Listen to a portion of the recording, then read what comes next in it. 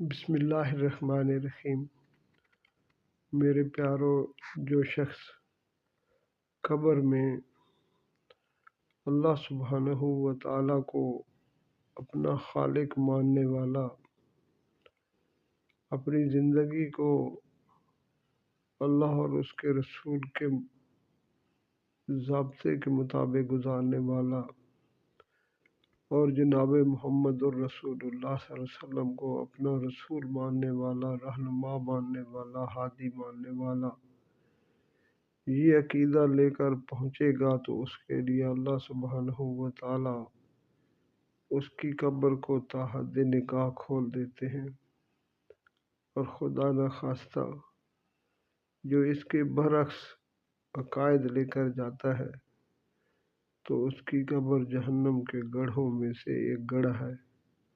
اللہ سبحانہ و تعالی ہمیں اپنے عقائد کی درستگی کی توفیق عطا فرمائے، آمین۔